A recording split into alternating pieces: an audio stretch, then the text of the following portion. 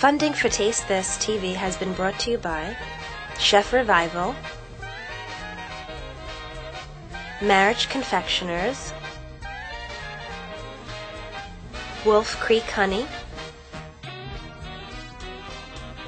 Excalibur, Texas Tamale,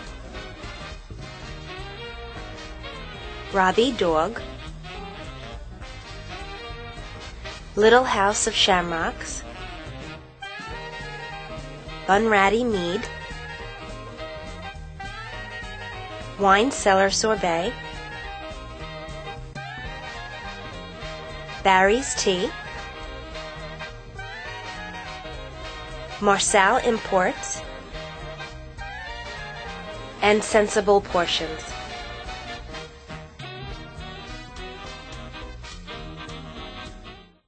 Hi, welcome to Taste This TV. I'm Chef Joe Ciminera. Great show for you here today. I've gotten a lot of fan mail from a little spot in the world called Astoria, Queens. And I've gotten about a dozen. So I said to myself, after the 12th email, I said, I have to check out this place that everybody's raving about with brick oven pizza. And it's called Forno Pizza, located in Astoria, Queens. I'm going to test it. I'm going to walk inside and test some pizzas, let you know what I think of them, and of course give you always my honest opinion. So let's eat.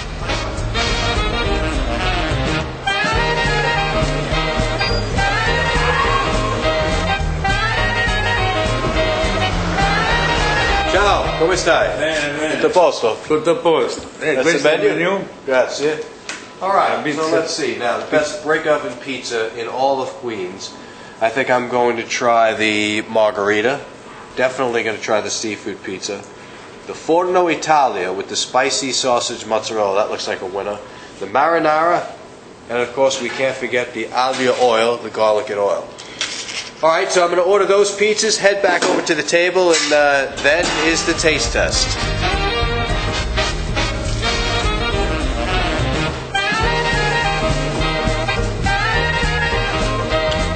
Alright, so this is the first pizza called Alla Franco with mushrooms, fresh mozzarella, and olives. Let's check it out. Now, of course, your pizza should be crispy, which it is. Mozzarella is nicely melted. Let's dig in.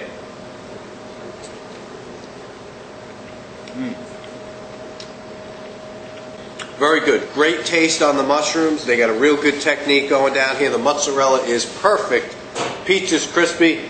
I give this one an A+ for sure. Excellent. All right, this is the seafood pizza in which we have clams, calamari, and shrimp. Three of my favorite. So we're going to dig in here.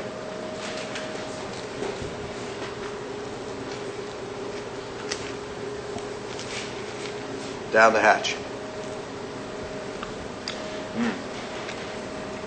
Right amount of seafood. Really good. The pizza, they managed to still get really crispy with all this wonderful seafood on top. You have the flavor of the calamari, the flavor of the mussels. Not many people are going to be doing pizza this right. So far, the two that I've tasted are outrageous. It's got the right flavor. I mean, if they say seafood pizza on the menu, it should taste like seafood pizza on the menu. I mean, I've had shrimp pizza down in Hawaii that tasted like Hawaiian chicken pizza. So, I mean, this definitely tastes like what it should be. And that's a battle these days going out to establishments, is at least getting what says that's on the menu. So, it says seafood pizza, looks like seafood pizza, and it definitely tastes like seafood pizza. So, on to the next pizza. This is one I've been waiting for, the Forno Pizza Italia. Now, sausage is a great favorite thing of mine. You know, me and sausage go hand in hand. I actually knew the great sausage king of Chicago, Abe Froman. Class act with this pizza. Now, go into a pizza, any brick oven pizza, what happens when they say sausage? They put these large round medallions on that when you pick up the pizza, half of it falls off, or it just leaves a center in there. As you can see, the pizza is uniform with the sausage. It's grounded up, it's evenly placed all over the pizza. It looks great, it holds good. You know, you can enjoy it without having stuff falling all over the place and you're looking like a sloppy mess when you eat. All right, let's go in for the taste test.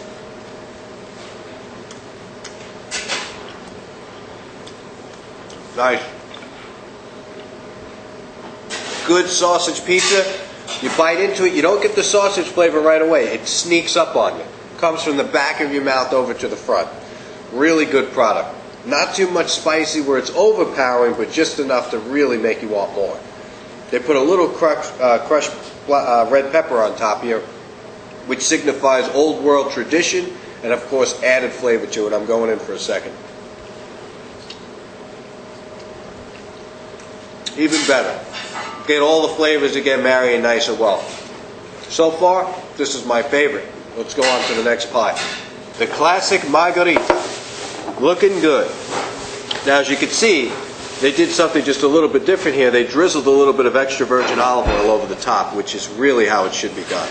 Now, you'll see that in the old country, in Italy. Now you can enjoy it here in America in Astoria, Queens. All right, let's dig in here.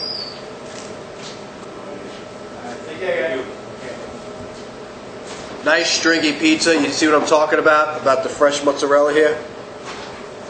Twirl that over the baby and then dig in.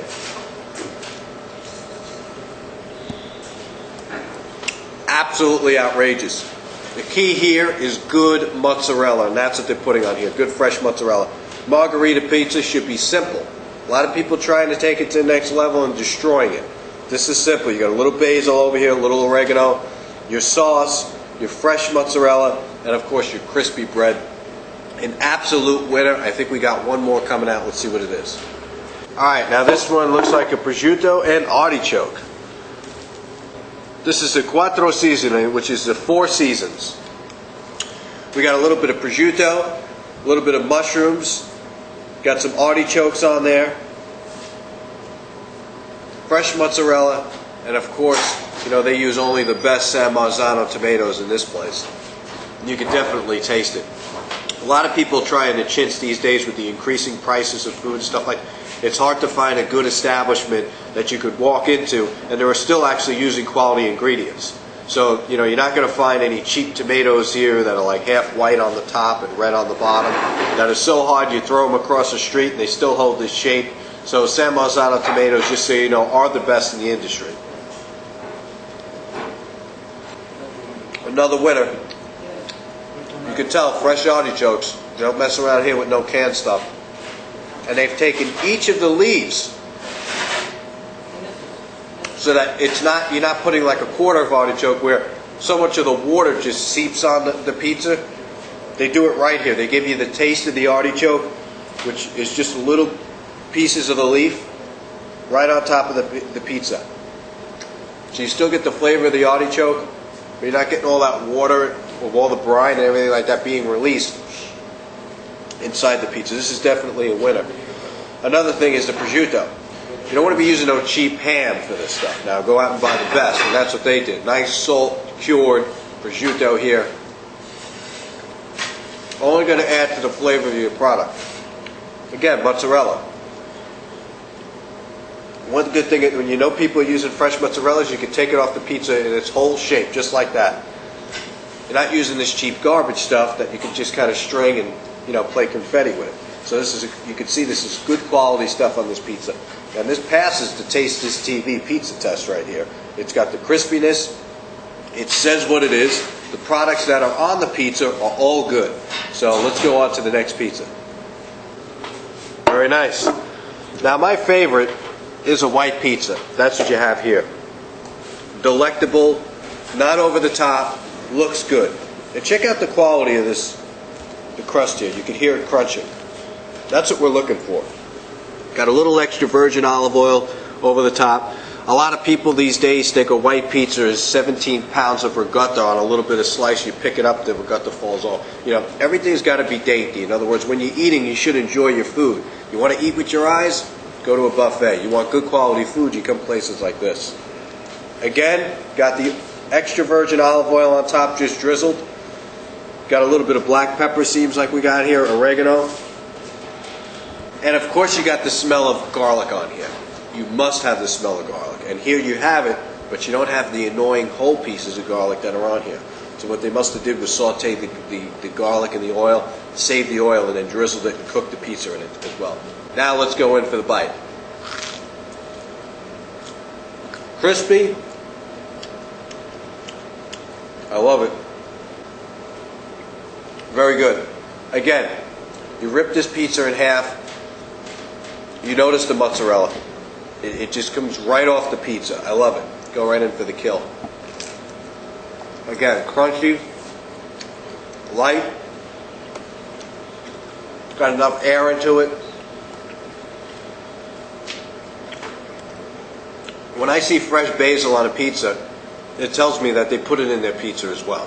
I love to see it on here. As a matter of fact, it won't hurt you just to put a slice of basil on there, roll up your pizza, and chow down.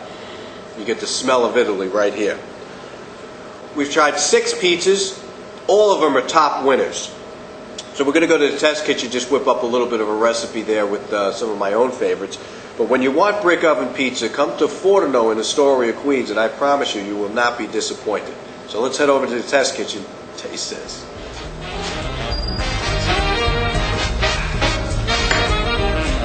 Well, speaking of pizza favorites, and I've definitely tasted some good product there, I'm just going to make a couple of demonstrations of my own here, starting with stuffed calzones, and just the whole pizza thing in general with dough here. So as you can see, I have some seafood, some chorizo, some veal, I have some mushrooms. What we're going to do is get started with our first calzone. But before we do that, I'm just going to talk to you a little bit about my madness for doing this. I like to fry my calzones. I don't like to put anything in the oven.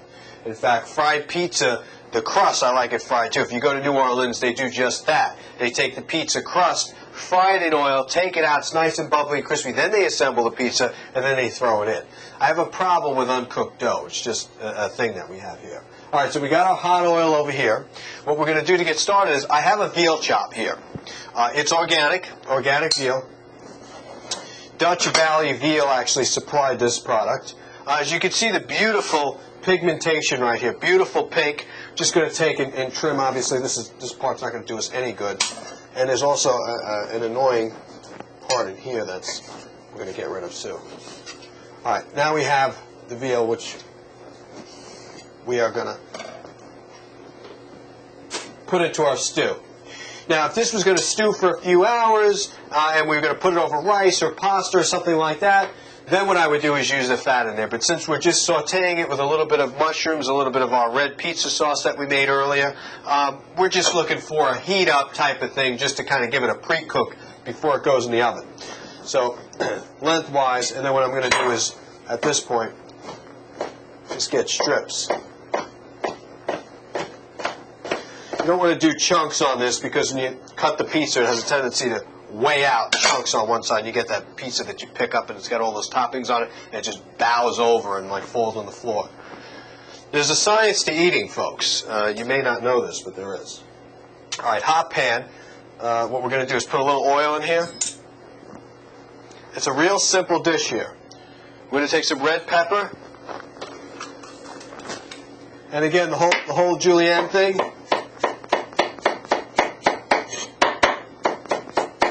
Nice and thin.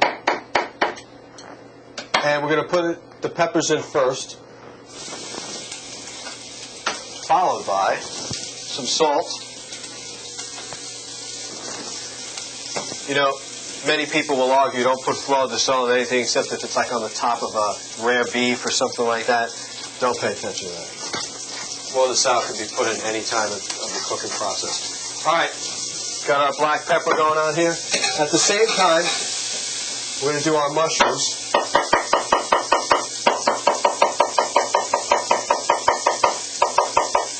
Right, now we got the pepper going on here. And already you can see the flavors of the peppers just seeping down into the dish. We're going to take the mushrooms, put them right in there. Now we could have taken the mushrooms and put them in the pan plain first. Get all the moisture out of all the water out of the mushrooms itself, then added the peppers. But instead, we're just going to do things a little different. You're going to start to notice the red color inside of the oil, and that's a sign that we're going to add our veal in here. Look at how beautiful this veal is, really, because there's a lot of nasty-looking veal out there. So you really should get versed as to which is nice-looking veal and which looks like just got pulled out of the sewer. All right. We'll put our veal in here like so. I don't want that much oil, you know, not looking for a sloppy mess. And just let it sit. Now we're going to have a little pizza sauce that we have here. I took some Delamore tomatoes, put a little sauce in there like so, and then lower this heat. I'll tell you why in a moment I didn't put the oil in there. So I like to oil the pizzas as they go into the oven. All right, so we got a little while on that. So let that just cook. Now we're going to take some dough here. Now, all right, you've heard on past shows I talked about making dough, and I've made dough a million times. I didn't do it this show because you can clearly go to, the supermarket these days and buy dough already, man. I'm going to be honest with you. It's good product. It's decent product. Is it worth you spending an hour and a half between the rising and everything else to make your own dough? I don't think so. What we want to try to do is flatten this baby out when making any type of calzone or stuffed dough or something like that. What I like to do with my pizza is just really slap it like it's been bad, all right, and put it back in here because I don't want too much flour, especially in the center here. So we're going to take our dough, put it off the side, and really assemble what we're going to do. One thing I like to do is put some fresh herbs. In this case, I'm going to put a little fresh dill and just break it up with my hand. All right, what we're also going to do is take a little bit of ricotta. Now, this is organic ricotta. I try to stick with the organic ingredients, I like to put the black pepper in there for the flavor, the salt, and something you might not see every day, a little bit of cream cheese. Now, the cream cheese doesn't get mixed in there because it wouldn't get mixed. So you just put it right in the center like that. Don't mock what we don't know. Try this and you're going to love it. We're just going to put a small amount here because we're going to shape this baby up. And again, you could have chopped this up. That's fine. I don't like anything being a macerated mess like all of a sudden we're in a hospital and we're eating hospital food. So put this over like this. Stretch and pull. Don't worry about doing the sides here. It's going to get cut off anyway. And what we want to do is close the ends here. Now you can just take a little bit of water. All right, now. You do it like so, and then you just hammer it like my good friend Martin Yan with his hands like this. Okay, now take your roller. Follow where your cut was. I don't recommend dropping it in there. This is what's called a spider. Take the spider, go right down with the oil, right in there like so. All right? Let's say we like seafood. So, okay, it's just one of those days where, hey, we're getting some king crab legs from Alaska, we're getting crazy. All right? We're doing the same technique here. We're rolling this baby out. We have crabs, salmon, halibut. I mean, these are just some things that were sitting in my refrigerator. I mean, go look in yours. Maybe you got ham, pineapple, something like that. I'm just into the whole fry it thing, you know what I mean? I'm frying it in olive oil too, so it's not like I'm using a cheap oil. Let's say I got a couple of pieces of halibut here. Right?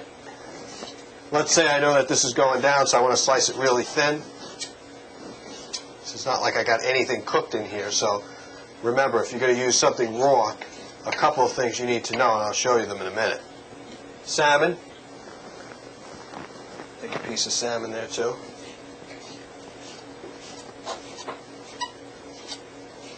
Not bad for a healthy, stuffed. You can call it I'm calling it a calzone, typical New Yorker. But put some Alaskan king crab leg in here. There's no chemicals in it or anything like that.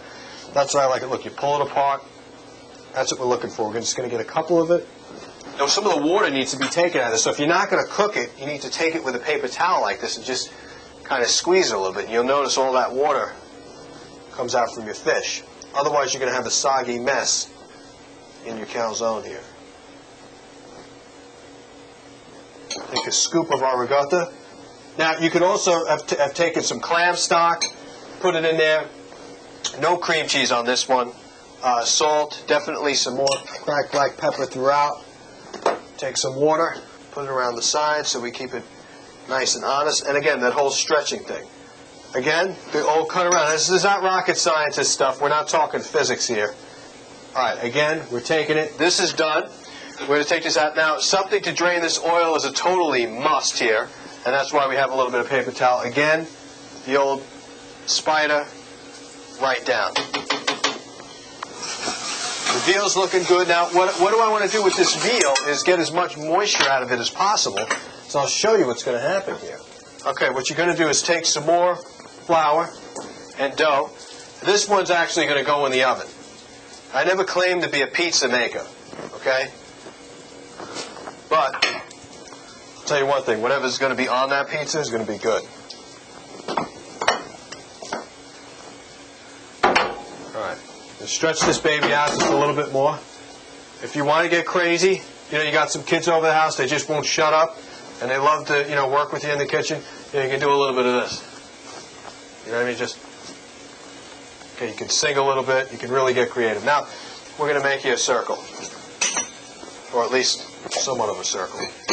Okay, we're going to grab our tray. Something interesting I have here is called a silk pad. It's plastic. You can put everything from cookies on it to everything else, and it won't stick. See how dry that is? It's exactly what we want.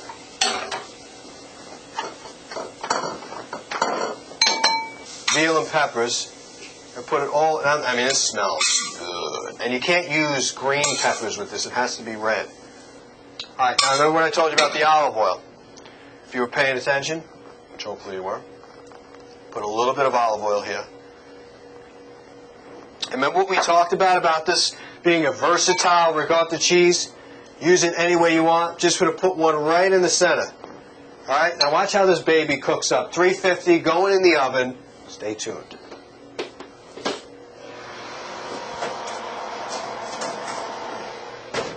All right, so now we're going to walk over to our pizza, see how that's going. I guess we're calling it a mini pizza, right? Grab this here. All right, now these silk pads are pretty good. They'll keep anything from sticking. Here's our miniature thingamajiggy here, very hot. What we want to do is take it, put it right in the center there. So that's what we got going on here. That was a little thing that we made. So take a little bit of meat here. What this is chili. I made some chili before and some cheddar cheese. This is 5-year-old cheddar.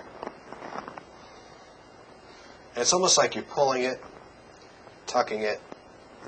To keep it honest, we need to pinch the ends. Okay, that'll help it from stop rolling. Now this baby goes right in the oil. Okay?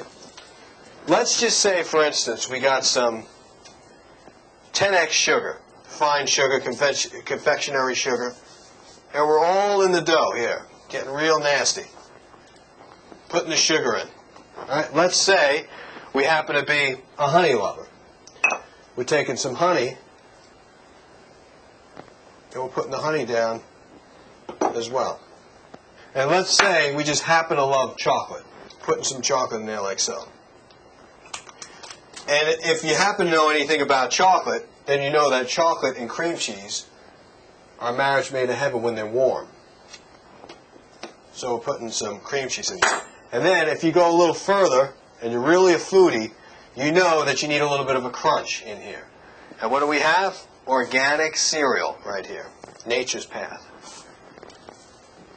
I'm going to put some organic cereal in there. Again, keep it honest, poke it, pinch it, seal it. Because more than ever now, you do have chocolate in here, and you have cream cheese, and it's going to want to find a way out. We don't want to give it a way out. All right, looking good over here. We're going to put our chili crisp off to the side, and our dessert goes right down and dirty. What we're going to do is take a cut. Okay, good. We have chorizo. Now this was the fish. Look at that. Crab, salmon. Wow. That's good. It's different. That's what I'm talking about. Now what we got here is our chili. You know, the chili's kind of like, you can see it in there. Aged cheddar all over with the chili. We're just going to put this on the side like that. Might have to do the old hold it because this baby's going to really get awesome. This is what we got. Nice. We got a combination of the cream cheese, combination of the chocolate. We got it in its very warm state. Drizzle some powdered sugar on there. Put a little grapes on it.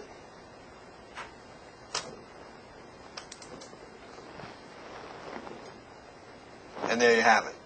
So here you have it, ladies and gentlemen, wonderful viewing audience at home. Thank you for watching another fun-filled episode of Taste This TV. I'm your host, Chef Joe Ciminera. Remember, there are no rules in cooking. Taste this.